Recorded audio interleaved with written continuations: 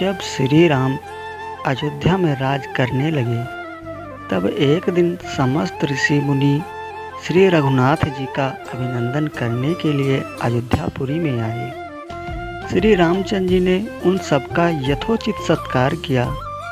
वार्तालाप करते हुए अगस्त्य मुनि कहने लगे, युद्ध में आपने जो रावण का संहार किया वह कोई बड़ी बात नहीं है, परंतु द्वंद्व युद्ध में लक्ष्मण के द्वारा इंद्रजीत का वध सबसे आश्चर्य की बात है। यह मायावी राक्षस युद्ध में सब प्राणियों के लिए अवध्य था।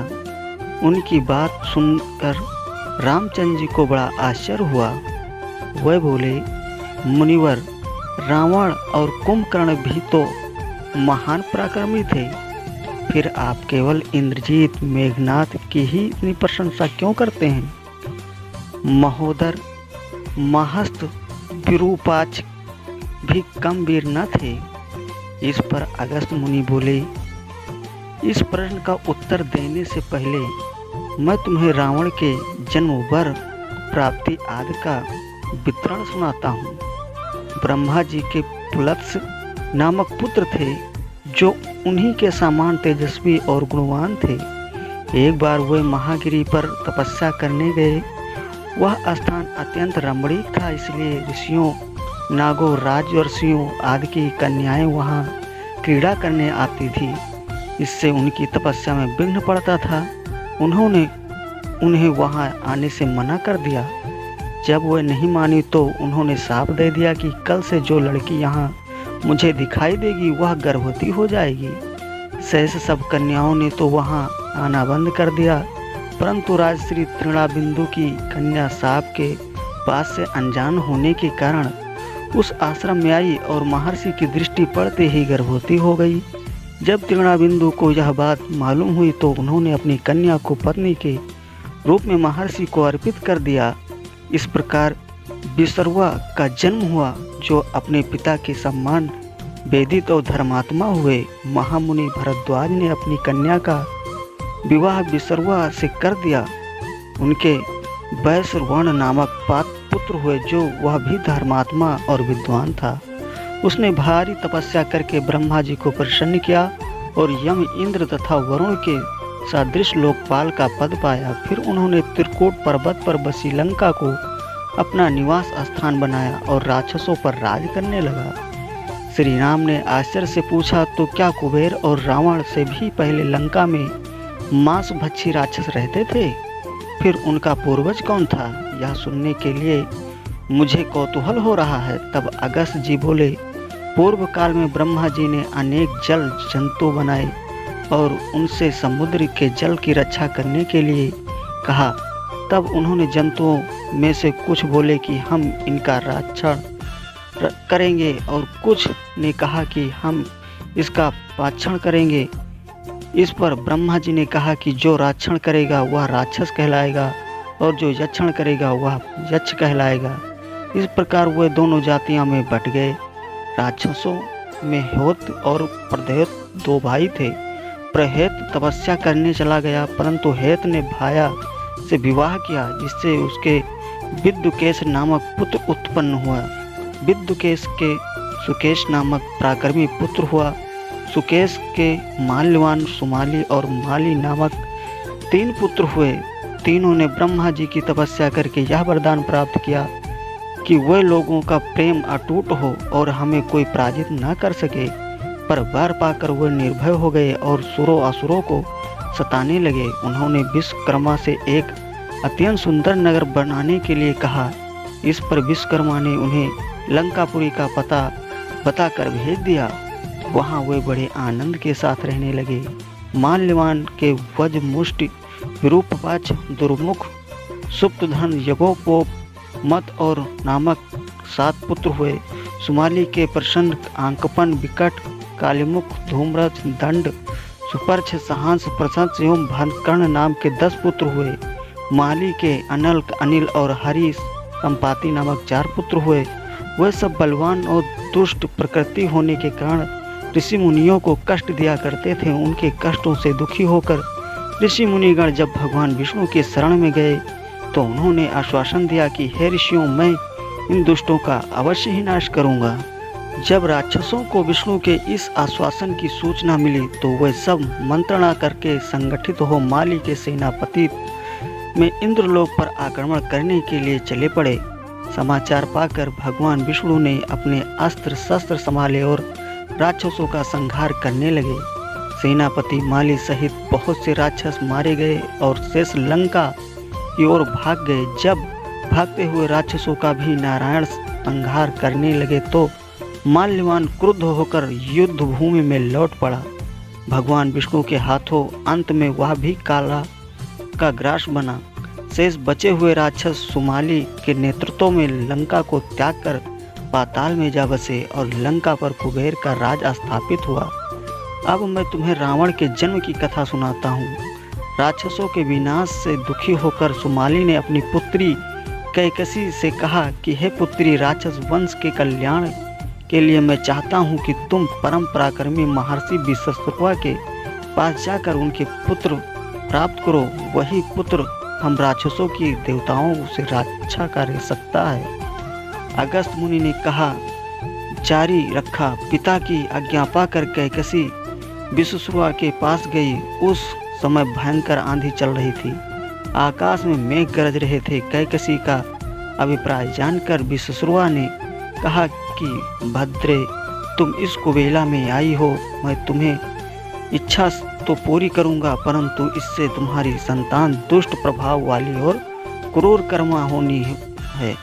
मुनि की बात सुनकर कैकसी उनके चरणों में गिर पड़ी और बोली कि भगवान, आप ब्रह्मवादी महात्मा हैं, आपसे मैं ऐसी दुराचारी संतान पाने की आशा नहीं करती, अतः आप मुझे पर कृपा करें। कैकसी के वचन सुनकर मुनि विश्वशर्मा ने कहा कि अच्छा, तो तुम्हारा सबसे छोटा पुत्र सदाचारी और धर्मात्मा होगा।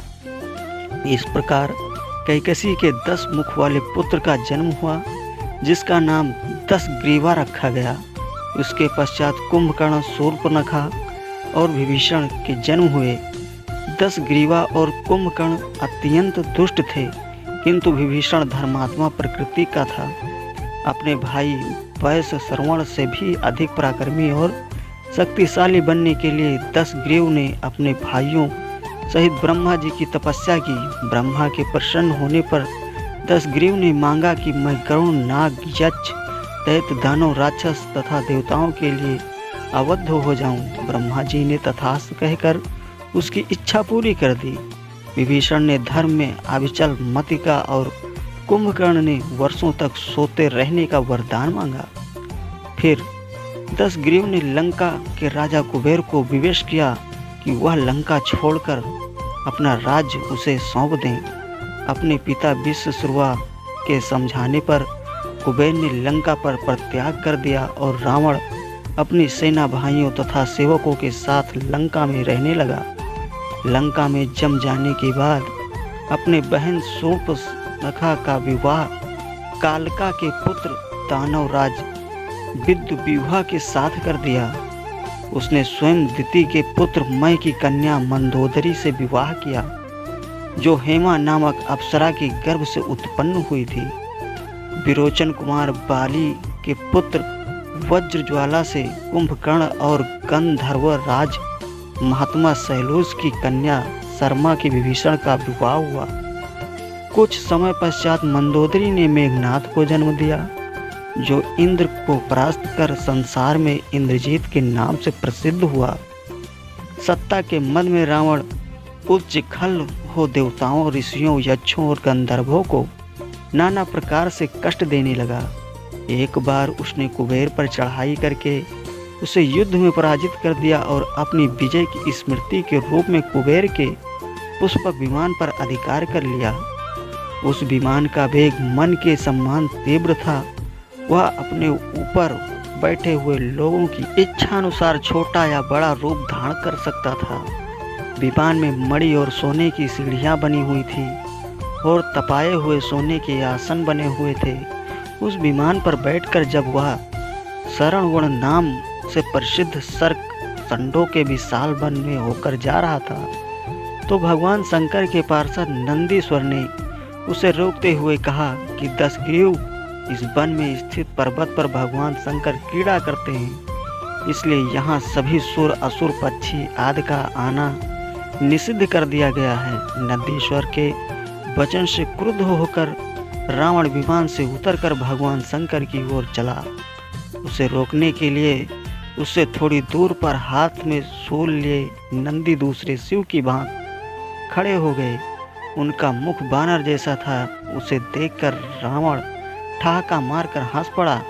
इससे कुपित हो नंदी बोले कि दशानन, तुमने मेरे बानर रूप की अवहेलना की है, इसलिए तुम्हारे कुल का नाश करने के लिए मेरे ही समान पराक्रमी रूप और तेज से संपन्न बानर उत्पन्न होंगे। रावण ने इस ओर तनिक भी ध्यान नहीं दिया और बोला कि जिस पर्वत ने मेरे विमान की यात्रा में बाधा डाली है, आज मैं उसको ही उखाड़ फेंकूंगा।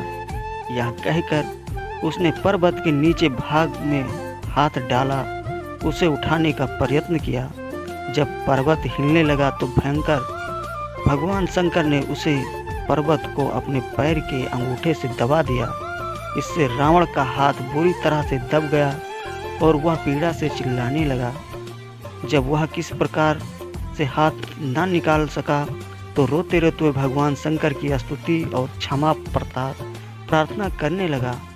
इस पर भगवान शंकर ने उसे क्षमा कर दिया और उसको प्रार्थना करने पर उसे एक चंद्रहास नामक खड्ग भी दिया। अगस्त्य मुनि ने आगे कहा, एक दिन हिमालय प्रदेश में भ्रमण करते हुए रावण ने अमित तेजस्वी ब्रह्मर्षि कुशध्वज की कन्या देववती को तपस्या करते देखा। उसे देखकर वह मुग्ध हो गया और उसके पास आकर उसका परिचय तथा अविवाहित रहने का कारण पूछा। वेदवती ने अपने परिचय देने के पश्चात बताया कि मेरे पिता विष्णु से मेरा विवाह कराना चाहते थे। इससे क्रुद्ध होकर मेरी कामना करने वाले दैत्यराज शंभु ने सोते में उनका वध कर दिया। उनके मरने पर मेरी माता भी दुखी होकर चिता में प्रविष्ट हो गई। तब से मैं अपने पिता के इच्छा पूरी करने के लिए भगवान विष्णु की तपस्या कर रही हूँ। उन्हीं को मैं अपना पति मान लिया है। पहले रावण ने वेदवती को बातों में फुसलाना चाहा, फिर उसने जबरदस्ती करने के लिए उसके केस पकड़ लिए। वेदवती ने एक ही झटके में पकड़े हुए केस काट डाले। फिर यह कहती हुई अग्नि में प्रविष्ट हो गई कि दुष्ट, तूने मेरा अपमान किया है। इस समय तो मैं यह शरीर त्याग रही हूँ, परंतु तेरा विनाश करने के लिए फिर जन्म लूँगी। अगले जन्म में मैं अयोनिजा कन्या के रूप में जन्म लेकर किसी धर्मात्मा की पुत्री बनूंगी। अगले जन्म में वह कन्या कमल के रूप में उत्पन्न हुई। उस सुंदर कांति वाली कमल कन्या को एक दिन रावण अपने महलों में ले गया। उसे देखकर ज्योतिषियों ने कहा कि राजन, यदि यह कमल कन्या आपके घर में रही तो आपके और आपके कुल के विनाश का कारण बनेगी। यह सुनकर रावण ने उसे समुद्र में फेंक दिया। वहां से वह भूमि को प्राप्त होकर राजा जनक के यज्ञ मंडप में मध्यवर्ती भूभाग में जा पहुंची। वहां राजा द्वारा हल से जोती जाने वाली भूमि से वह कन्या फिर प्राप्त हुई। वही वेदवती सीता के रूप में आपकी पत्नी बनी और आप स्वयं सनातन विष्णु हैं। इस प्रकार आपके महाशत्रु रावण को वेदवती ने पहले ही अपने शाप से मार डाला था। आप तो उसे मारने में केवल निमित्त मात्र थे। अनेक राजा महाराजाओं को पराजित करता हुआ 10 ग्रीव शशांक वंश राजा आरण्य के पास पहुंचा, जो अयोध्या पर राज करते थे। उसने उन्हें भी द्वंद्व युद्ध करने अथवा पराजय स्वीकार करने के लिए ललकारा। दोनों में भीषण युद्ध हुआ, किंतु ब्रह्मा जी के वरदान के कारण रावण उनसे पराजित न हो सका। जब अनरण का शरीर पूरी तरह से क्षतिग्रस्त हो गया तो रावण ईशांकु वंश का अपमान और उपहास करने लगा। इससे कुपित होकर अनरण ने उसे शाप दिया कि तूने अपने व्यंग्यपूर्ण शब्दों से इंस्वांकु वंश का अपमान किया है, इसलिए मैं तुझे शाप देता हूँ कि महात्मा इंस्वांक के इसी वंश से दशरथ नंदन राम का जन्म होगा जो तेरा वध करेंगे। यह कहकर राजा स्वर्ग सिधार गए। रावण की उदंडता में कमी नहीं आई। राक्षस या मनुष्य जिसके भी वह शक्तिशाली पाता उसी के साथ जाकर युद्ध करने लगता। एक बार उसने सुना कि किष्किंधापुरी का राजा बाली बड़ा बलवान और पराक्रमी है, तो वह उसके पास युद्ध करने के लिए जा पहुंचा। बाली की पत्नी तारा के पिता सुशेषण, युवराज अंगद और उसके भाई सुग्रीव ने उसे समझाया कि इस समय बाली नगर के बाहर संध्योपासना के लिए गए हुए हैं। वही आपसे युद्ध कर सकते हैं। अगर कोई वानर इतना पराक्रमी नहीं है जो आपके साथ ही युद्ध कर सके, इसलिए आप थोड़ी देर उनकी प्रतीक्षा करें। फिर सुग्रीव ने कहा कि राक्षस राज, सामने जो शंख जैसे हड्डियों के ढेर लगे हैं वह बाली के साथ युद्ध की इच्छा से आए। आप जैसे वीरों की ही बाली ने इन सब का अंत किया। यदि आप अमृत पीकर आए होंगे तो भी जिस क्षण बाली से टकरा लेंगे वह क्षण आपके लिए जीवन का अंतिम क्षण होगा। यदि आपको मरने की बहुत जल्दी हो तो आप दक्षिण सागर के तट पर चले जाइए, वहीं आपको बाली के दर्शन हो जाएंगे। सुग्रीव के वचन सुनकर रावण विमान पर सवार हो तत्काल दक्षिण सागर में उस स्थान पर जा पहुंचा जहां बाली संध्या कर रहा था। उसने सोचा कि मैं चुपचाप बाली पर आक्रमण कर दूंगा। बाली ने रावण को आते देख लिया परंतु वह तनिक भी विराचित नहीं हुआ और वैदिक मंत्रों का उच्चारण करता रहा। ज्यों ही उसे पकड़ने के लिए रावण ने पीछे से हाथ बढ़ाया, सतर्क बाली ने उसे पकड़कर अपनी काख में दबा लिया और आकाश में उड़ चला। रावण बार बार बाली को अपने नाखों से कचोटता रहा, किंतु बाली ने उसकी कोई चिंता न की। तब उसे छुड़ाने के लिए रावण के मंत्री और अनुचर उसके पीछे शोर मचाते हुए दौड़े, परंतु वे बाली के पास तक न पहुंच सके। इस प्रकार बाली रावण को लेकर पश्चिम सागर के तट पर पहुंचा। वहां उसने संध्योपासना पूरी की। फिर वह दशानन के लिए हुए किष्किंधापुरी लौटा। उसने उपवन में एक आसन पर बैठकर उसने रावण को अपनी काख से निकालकर पूछा कि अब कहिए आप कौन हैं और किस लिए हैं?